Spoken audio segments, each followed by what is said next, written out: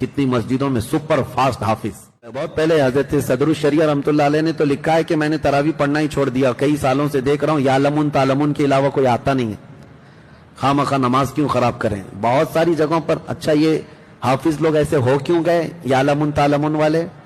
Public demand پر ایسے ہو گئے.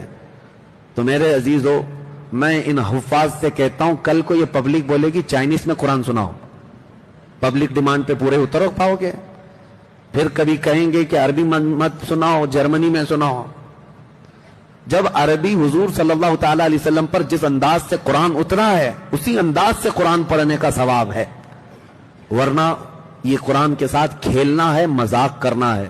اور بسا اوقات ایسا بھی ہے کہ قرآن کو اتنی تیزی سے پڑھنے میں کچھ الفاظ ادھر ادھر ہو گئے.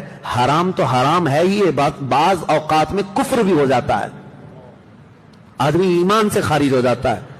اور اس طرح کا قرآن پڑھنا بھی حرام اور سننا بھی حرام. جو سنتا ہے وہ بھی حرام کام کرتا ہے. ارے 3 دن میں تراویح ختم کر کے آیا, 5 دن میں ختم کر کے آیا, کیوں میاں باقی سب کیا کرنا ہے؟ بھنڈی بازار میں گھومنا ہے.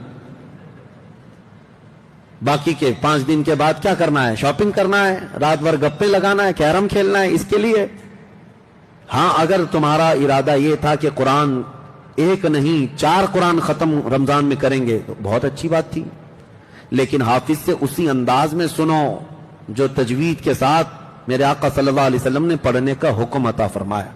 ایک بات میں آپ کو کلیئر کر دوں, عام ہمارے ہاں مینٹیلیٹی ایسی بنی ہوئی ہے دماغ میں کہ اگر کسی حافظ کو لقمہ دے دی, ارے لقمہ مل گیا. لقمہ کیا ہے؟ کھانے کا لقمہ ہے. آپ کو کیا لگتا ہے لقمہ پیچھے سے دے دیا تو مطلب ہے کہ تیر چلا دیا؟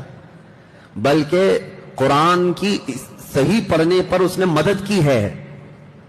لقمہ دینے والا بھی ثواب کا مستحق, اور وہ امام اگر وہ لقمہ لے کر اپنی غلطی کو صحیح کر لیا تو پوری قوم کو گناہگار ہونے سے بچا لیا ان لوگوں نے. لوگوں کے دماغ میں ایسا چلتا رہتا ہے, اور خاص طور پر ہمارے ہندوستان کا ماحول ہے, لقمہ اس کو ایسا آئے. اور حافظ بھی جو مصلی پر جاتا ہے اس کے اوپر ایسا ہوا طاری رہتا ہے کہ کہیں کوئی لقمہ نہ آ جائے, کوئی کچھ بولے نہ.